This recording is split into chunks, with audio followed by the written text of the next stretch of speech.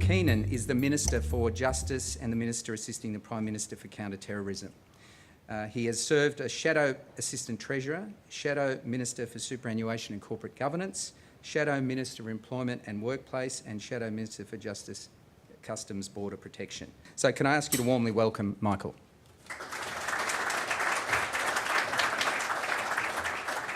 Well, thank you, Alex, for that very comprehensive introduction. It's very nice to be here for the launch of the Fintel Alliance.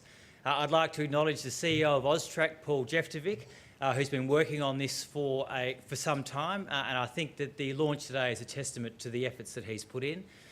Can I also acknowledge the United Kingdom's Consul General to Sydney, Michael Ward. It's very nice to have you here, Michael, and of course to have the participation of the British government in this alliance, which is very important to us. Criminals, organised criminals, those involved in the drug distribution industry, and drugs are the absolute motherlode for criminals. It's where all the money is. Criminals from around the world want to be part of the Australian drugs market. It's incredibly lucrative. So South American cocaine smugglers, Iranian crystal methamphetamine or methamphetamine distributors, West African crime gangs, Asian crime gangs, everybody wants a slice of the Australian drugs market. And so we are menaced by serious organised criminals that want to import drugs into Australia, that want to sell Australian drugs, and it's an enormous challenge for our law enforcement agencies to stop. Just recently, you would have seen very big seizures coming in on boats from South America and from Asia. Very large seizures of drugs, over a tonne at a time. We've also got outlaw motorcycle gangs. Australian outlaw motorcycle gangs are voracious, and what they are doing is they have successful criminal networks here in Australia, but then they essentially franchise overseas. So you'll find Australian bikies in other jurisdictions throughout Asia and even throughout Europe, and they form part of what are global crime syndicates. And whilst we're dealing with those particular challenges, we're also dealing with a vastly deteriorating global security environment. So in 2014, this organisation that has called itself Islamic State established itself in Syria, started to take over large parts of Iraq, and took over quite a vast area of the Middle East and controlled a population of 6 million people. And they used that base, the financial base that it gave them, the population that it gave them, to have a very sophisticated propaganda network that tried to capture foreign nationals, including Australians, into firstly joining them in this terrorist state in the Middle East, in this fight in the Middle East, or else if they couldn't convince people to do that, or the people they were in contact with didn't have the wherewithal to get there, then they were convincing them to commit acts of domestic terror. And we've seen that play itself out in Europe. We've seen that play itself out in the United States, and very sadly we've seen it play itself out here in Australia, where we've had 4 terror attacks as a result of the perverted inspiration that that organisation has provided. But very importantly, our agencies have stopped 12 serious attacks in the past 2.5 years. And if any one of those attacks were to have gone ahead, they would have completely changed the face of our country. So the threats that we face from organised crime and the threats that we face on the national security front are very real and very significant. And what joins these threats, the criminal threats and the national security threats, is the vital importance of money in this. Because money is what drives all organised criminals. The end goal of all criminals is to make money, and drugs, of course, are the fuel in the tank of any money-making criminal enterprise. And for terrorists, if they were to successfully plan an attack, finance is an essential part of that. And the concern is for national security operations is that very small amounts of money can be very dangerous. The Bali bombings, for example, the bombings that sadly killed a significant number of Australians, were financed by very small transfers of money. So we need to have institutions in Australia that can stop the money. It is incredibly important. We need to stop money laundering, and we need to make sure that Australian money isn't financing terror attacks, and we need to make sure that criminals who are making this money from their criminal enterprises, we have the ability to detect it and strip it away. And that's the vital importance of AUSTRAC. AUSTRAC is our anti-money laundering and counter-terrorism financing intelligence organisation. And they play an absolutely pivotal role in Australia's law enforcement architecture. And importantly for AUSTRAC, and of course for our other agencies as well, as the threats are evolving, and criminals are very innovative, there's billions to be made in criminal enterprise, and just like Australian businesses who are constantly innovating, criminals are constantly innovating and finding new ways of doing business. And we have got to do the same in our law enforcement community. We've got to find new ways of doing things, and we've got to find better ways of doing things, and we've got to keep on top of the criminals who are trying to find better and new ways of doing things. And this Fintel Alliance, to be launched and the brainchild of AUSTRAC, is a very important part of that. We are finding a new way to tackle money laundering and counter-terrorism financing in Australia. And the new way we're doing it is we're taking all of the best of our government agencies in the law enforcement community, and we're bringing them into an operations hub with the best of the private sector, our big four banks, or well, the rest of the banking community as well.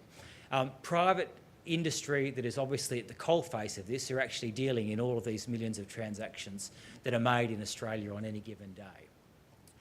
And the power of bringing the private sector and the public sector together in this alliance will be that we can collect intelligence on a real-time basis, exactly like that introductory video showed us.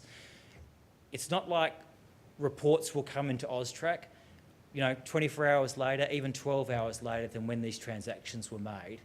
We can analyse the reports in real time, and that will be incredibly powerful because we'll be able to get the best possible intelligence picture for financial transactions coming in and out of our country.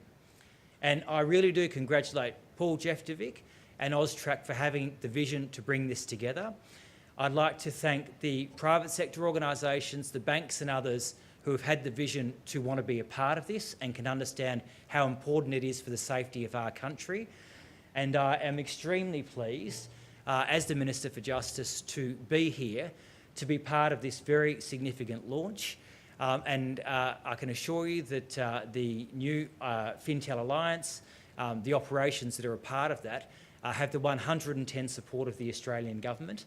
And I'm looking forward to seeing the results that we will find from this new alliance in stripping criminals away from their whole motive for being involved in criminal enterprise, and for making sure that this world-first alliance means that Australia remains an incredibly difficult target for criminals and an incredibly difficult target for terrorists that might want to use Australian money to finance an attack, or alternatively have money coming into country to finance an attack here.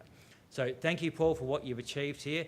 This Fintel Alliance is a world first, and it will be an incredibly important piece of the architecture that keeps the Australian people safe.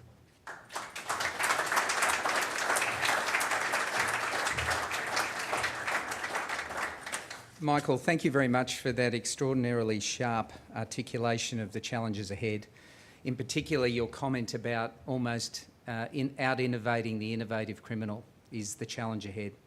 And the skills mix that's being brought together by Fintel Alliance is in fact going to take us a long way towards that. And I guess that's the best segue to introduce our next guest, of course, the CEO of AUSTRAC, Paul Jeftovic. It can't be understated that the drive towards this Fintel Alliance has had much to do with the nature and skills of Paul Jeftovic. Can I ask you to please welcome Paul?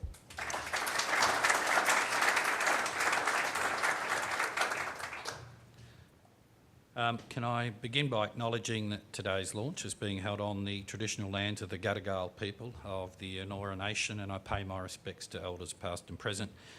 Welcome, Minister, and thank you for your very sincere and kind remarks.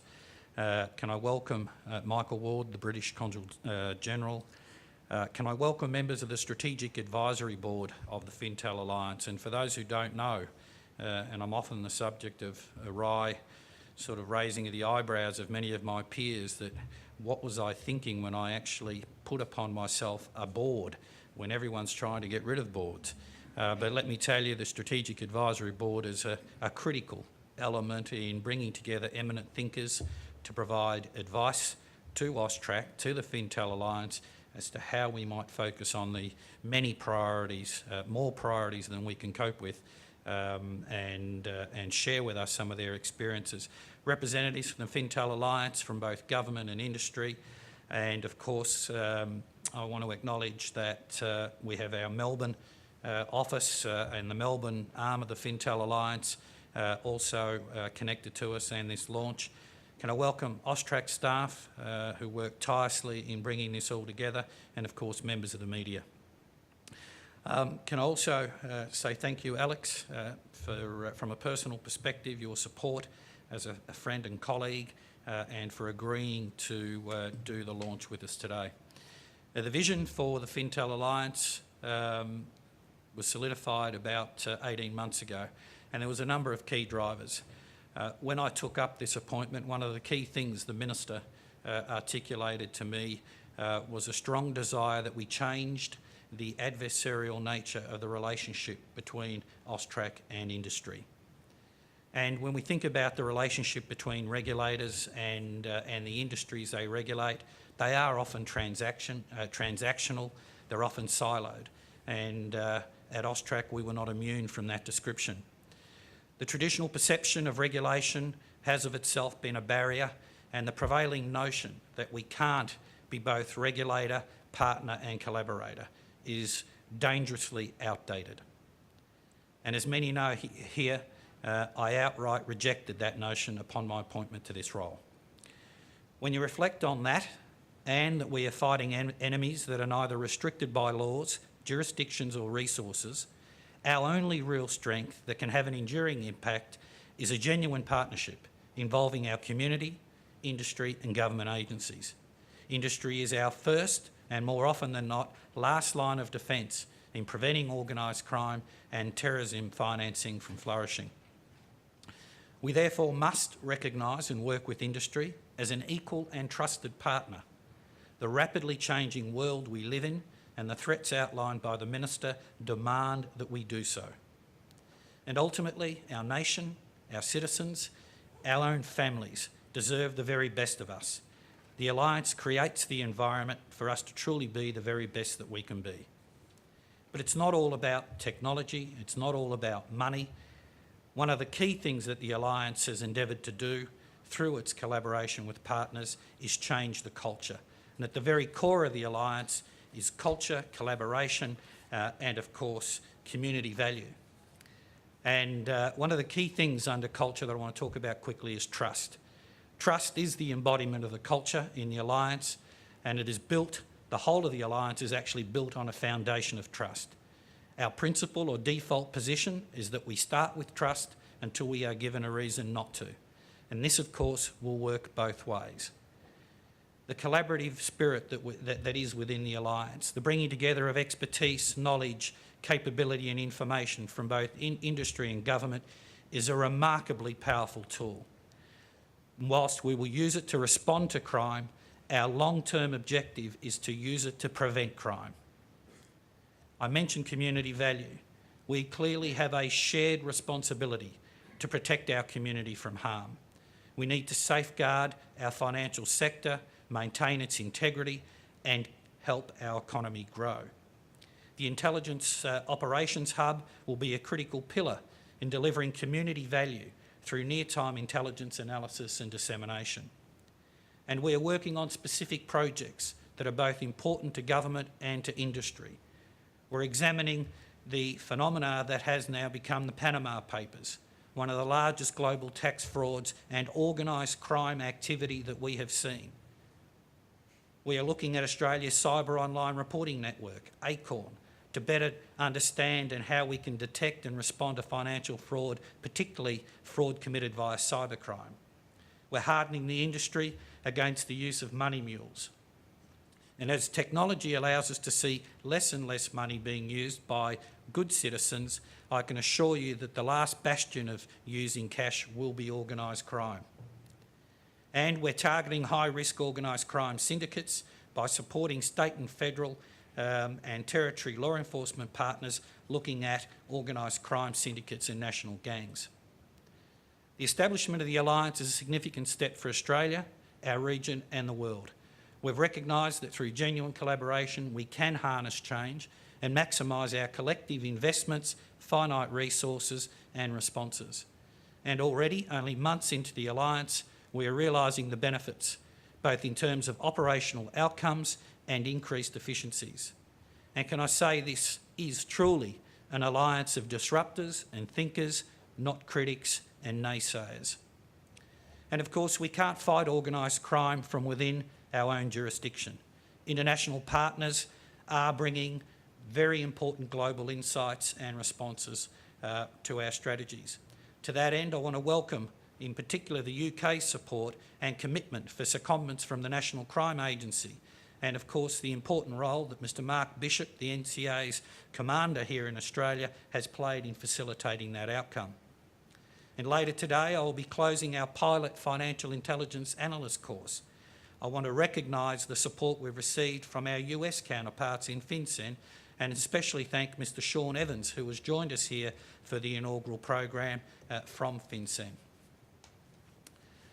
The Fintel Alliance is only the first step on transforming the way we attack money laundering and terrorism financing in our country. The Alliance will become a centre of excellence for money laundering and terrorism financing. It will allow community, government and industry, both domestically and internationally, to have access to a captive audience of 19 government and industry partners simultaneously. We will use the Fintel Alliance to add more credibility to the MOUs we have with some 87 countries around the world. We will enhance the international network and we will build on the success of our Counter-Terrorism Financing Summit. We are pursuing smarter regulation, co-designing a new regulatory model with industry that will provide smarter, better, tailored advice and guidance to industry partners. We'll increase the efficiency of how we apply regulation, and the regulation, most importantly, will be intelligence-led. Late last year, the Minister announced the Innovation Hub, and let me tell you that the demand for the Innovation Hub is growing. Australia's fintech industry in 2016 was $750 million. It has got an annual average growth rate of around 90%. We now have a porthole for fintech, and let me tell you, in only months, it has already realised time and financial savings for startups and fintech partners. We're very pleased to have fintech as a partner within the Alliance. So in closing, can I acknowledge and reiterate that the Fintel Alliance is a living organism. Its journey does not have an end state. It will continuously evolve, responding to the changing environment, risks and threats and opportunities, and this will be enabled by a culture within the Alliance, as I said, of trust, diversity and innovation. Can I thank industry in particular? I've been overwhelmed by the positive response from industry to partner within this Alliance. The significant and rapid investment by partners, both government and industry at state and federal level, has already recognised benefits and the benefits of that strong collaboration. Minister, can I thank you for your support in allowing us to pursue this brave new direction. It is not without risks. There can be no question about that. We are breaking new ground, and there are many naysayers who still can't fathom industry and government agencies sitting side by side.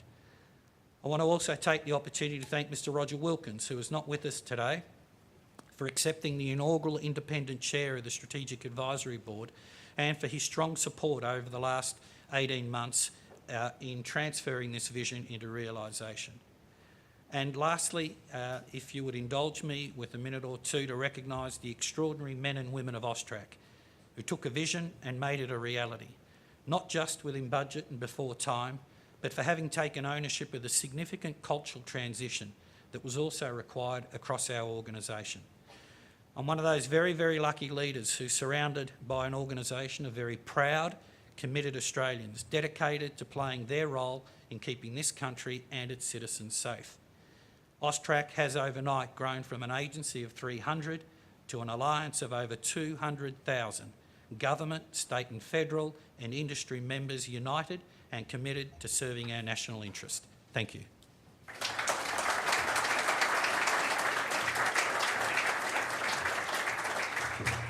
Our final guest today is Aidan O'Shaughnessy.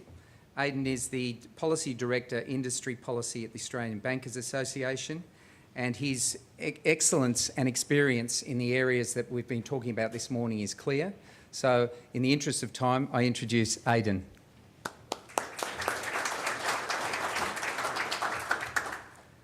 Good morning. So the Australian Bankers Association is absolutely delighted to participate in this official launch today. It is a new approach to an old problem. The projects already planned are actually underway in the Alliance will improve the way we as a country will fight serious financial crime, and the banking sector is a strong supporter of AUSTRAC in that objective. So as bank customers, all of us expect our banks, we trust our banks will do everything in their power to keep our personal and financial information safe and secure. This collaboration here, this public-private collaboration, is about trust as well. It's possible because it's built on a recognition that as trusted partners, Australia's banks have been and continue to be one of the most important partners for law enforcement agencies in deterring and preventing financial crime. What's exciting for banks is that it's a new approach, it's a contemporary solution to an old problem. It addresses this old problem because it is now a new mechanism by which banks, government agencies and international partners share and build on their expertise. Banks already in Australia report a huge amount of information to AUSTRAC under the AML regime. With this Fintel Alliance, we now have a mechanism which brings all of these pieces of the puzzle together. It will create it into knowledge, which is creating holistic insights that will help both AUSTRAC and the financial sector as a whole to fight criminal activity and prevent and deter serious financial crime. Banks tell me that this two-way sharing of knowledge is key for them, and it is key for the Alliance to be successful. And as Paul had already mentioned, the work is already underway. So the Operations Hub, which was launched in November 2016, has staff from ANZ, CBA, NAB, Macquarie and Westpac. These bank staff are working with the government agencies to co-design approaches to analyse data sets and methodologies that will benefit the banking industry and others, and government agencies and Australia as a whole. There's also the Innovation Hub, which I think is of interest to banks too, because it is going to look at ways to design smarter regulation to reduce the compliance burdens and increase sector resilience on risks. The Innovation Hub is very important in this period of substantial regulatory reform, so that will actually result in benefits for both government and industry. So I think for me, as a country, I think Australia has always been great, has a great culture of undertaking these public-private partnerships. Very much in Australia, there is a give-it-a-go attitude. So there is, for example, in addition to this alliance, we have this year the Joint Cyber Security Centre, and we also have the new payments platform launching later in 2017. These demonstrate how well the Australian public and private sector work together to achieve results. So the work of the Fintel that the Alliance will undertake is incredibly valuable. The partnership and collaboration element will be critical to the success of the Alliance. There's a number of challenges that still need to be worked through, and there's a lot of work yet to be done before we achieve our objectives. But now that we have this mechanism, our success ultimately rests with the commitment and effort of individuals. Now, I know Paul has already mentioned it, but I'm probably going to say that when I talk about the individuals, I'm talking about the financial crime individuals in the banks, the AUSTRAC staff and the officers of multiple law enforcement agencies. They're already sitting together in the Operations Hub. They share a common passion for tackling financial crime and a proud recognition that their work makes an important contribution to Australian society. So to end, the Australian Bankers Association thanks AUSTRAC and the domestic and international government partners and the other private sector partners for the opportunities that this Fintel Alliance offers Australia's banks. Australia's banks also look forward to their contribution to its success. So thank you, and back to you, Alex.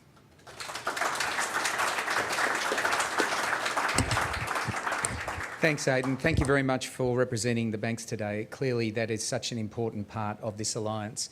I think onward and upward, and congratulations to all involved. Thank you.